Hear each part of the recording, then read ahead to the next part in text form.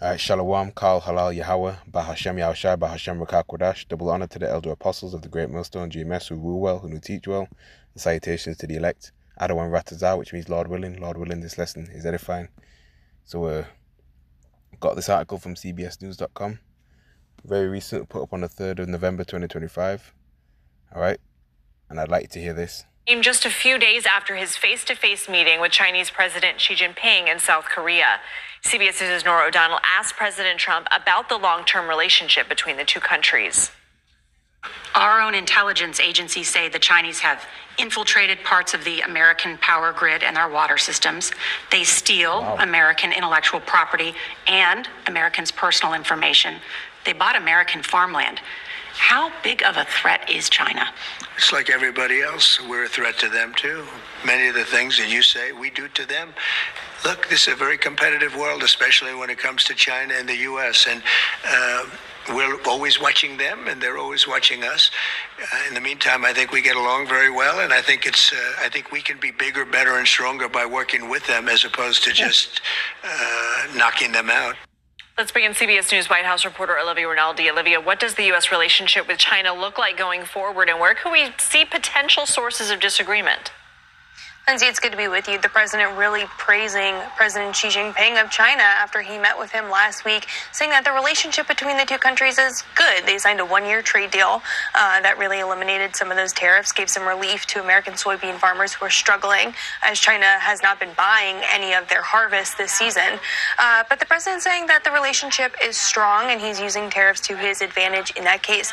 To your question, though, about potential sources of disagreement, two things I want to point your attention to. One being Taiwan, which we have talked about before. Of course, the issue of Taiwan is one that consistently comes up when we're talking about the U.S.-China relationship as it relates to the one China policy. President Trump, though, said last week it didn't even come up at all.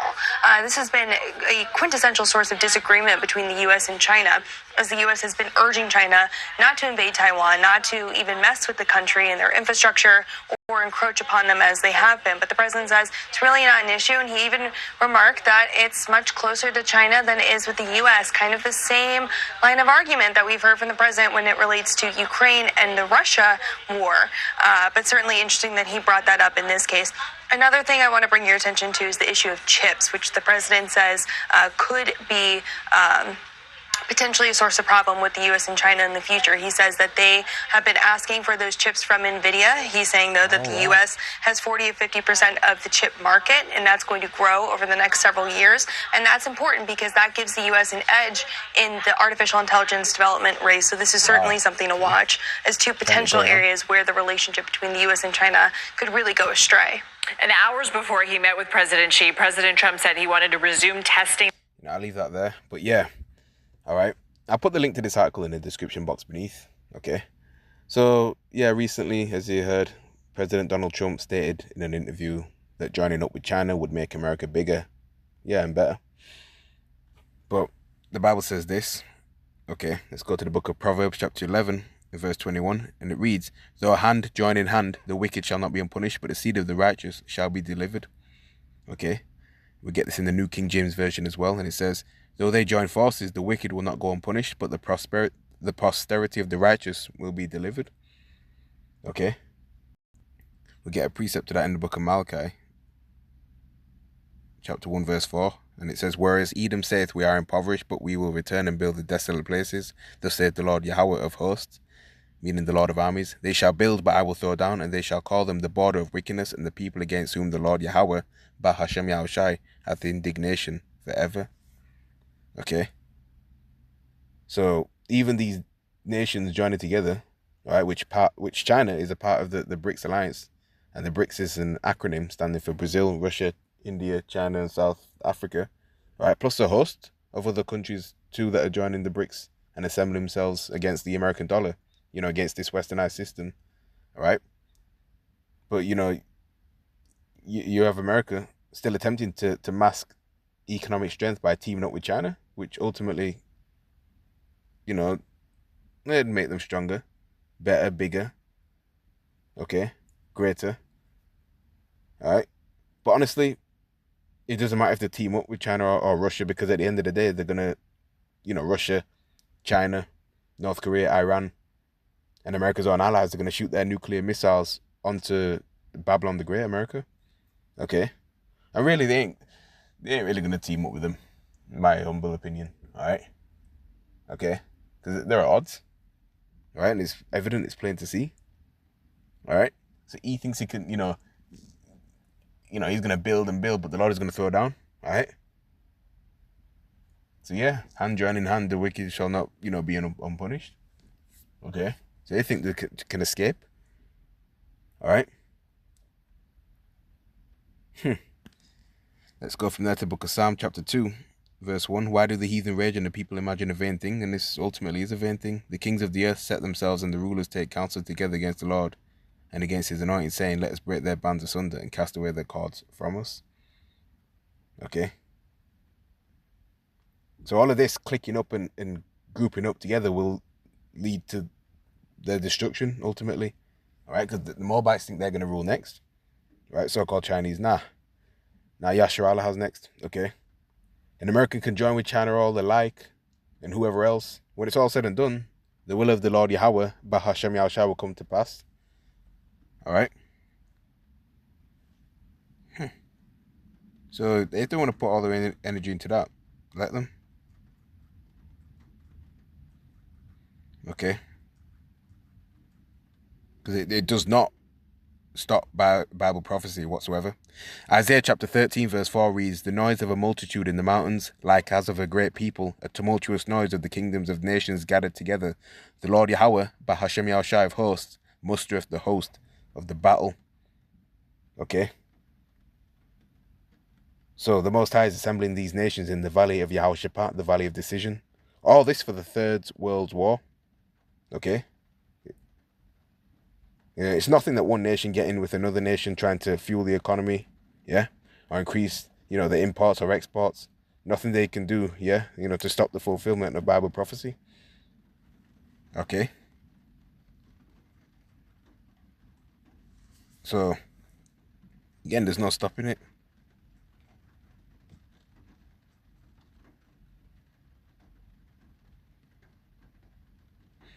Revelation chapter 18 and verse 3 reads, for all nations have drunk of the wine of the wrath of her fornication, and the kings of the earth have committed fornication with her, and the merchants of the earth are waxed rich through the abundance of her delicacies. All right. So, these different nations got their main economic strength from America via importing, exporting, and now that system is failing. They're trying all sorts of truces to strengthen the economy, to get it up and running, if you will. All right. And we know Babylon the Great will not be healed. Right. There's no healing Babylon. All right. Okay. It's circling the drain. There's no coming back. Look how many businesses are closing down. All right. Revelation chapter 18 and verse 17 says, for in 1 hour so great riches is come to naught, and every shipmaster and all the company and ships and sailors and as many as trade by sea stood afar off. All right. And cried when they saw the smoke of her burning, saying, what city is like unto the great city?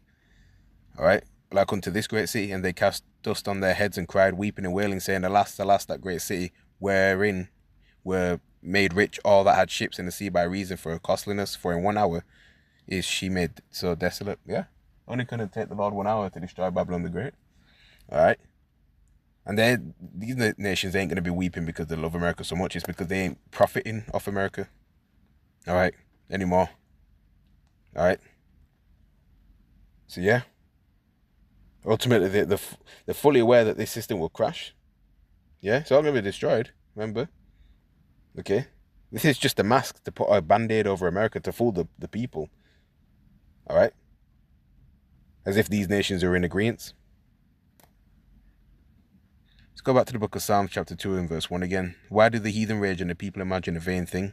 The kings of the earth set themselves and the rulers take counsel together against Yahweh and against his anointed, saying, let us break their bands asunder and cast away their cords from us. He that sitteth in the heavens shall laugh.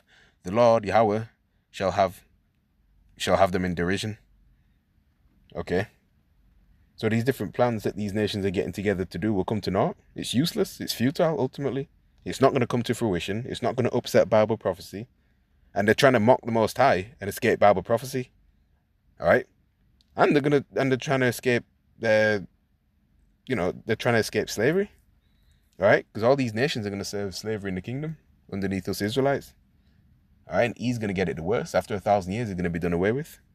All right? And China, Russia, okay, Iran, North Korea, America's own allies, they're going to go against America. Okay? That's Bible prophecy, facts. Exodus chapter 14, verse 14 reads, the Lord Yahweh shall fight for you, and you shall hold your peace. That's right, man. So, hey, we've got to remain spiritual these times. The Lord is the one, stirring these nations up, man. Right? We're in a time of war, not a time of peace. Okay? We just have to constantly, continue to serve the Lord. All right? And let the Lord work. Okay? So, with that, I'm going to say, Kal Halal Yahweh, Bahashem Yahushai, Bahashem Rukah Kudash, Mawath Lababal. And Lord willing, this lesson was indeed edifying and uplifting and exhorting too. Okay, especially if you're, a new listener, new people coming in constantly. All right? Yeah? So, yeah, with that, I'm going to say shalom to the elect.